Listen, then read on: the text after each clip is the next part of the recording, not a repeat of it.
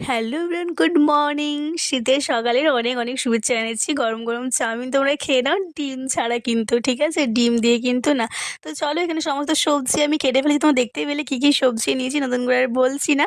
আর চাউমিনটাকে আমি ধুয়ে নিয়েছি ঠান্ডা জলে সেদ্ধ করার পরে ২ থেকে ৩ বার। তারপরে সাদা অয়েল মাখিয়ে রেখেছিলাম যাতে না একটার পর একটা গায়ের সাথে যেন লেগে যায়। আর চলো, এখানে কড়াই আমার গরম হয়ে গেছে। তারপরে আমি এখানে তেল দিয়ে দিয়েছি। তেলটা একটু বেশি পড়ে গেছিলো বলেই আমি তেলটা আরও উঠিয়ে রেখেছিলাম। তারপর দিয়েছিলাম বিনস, গাজর, ক্যাপসিকাম দিয়ে দিয়েছি। এটা যখন হালকা হালকা যখন এটা ভাজা হয়ে যাবে তখন কিন্তু আমি এখানে অ্যাড করে দিয়েছি বাঁধাকপি আর হচ্ছে পেঁয়াজটা। তোমরা চাইলে কিন্তু কাঁচা পেঁয়াজ ওপর থেকে অ্যাড করতে পারো, বাট এইভাবে মিশিয়ে করলে বেশি টেস্ট লাগে। আমি আমার অভিজ্ঞতা দিয়ে বলছি, অবশ্যই চাউমিন সবাই বানাতে পারে, কিন্তু এভাবে একবার বানিয়ে খেয়েও দারুণ লাগবে।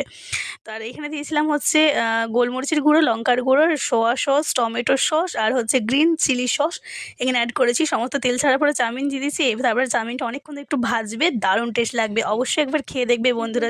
চলো টাটা, সবাই ভালো থাকুন, সুস্থ থাকুন, চাউমিন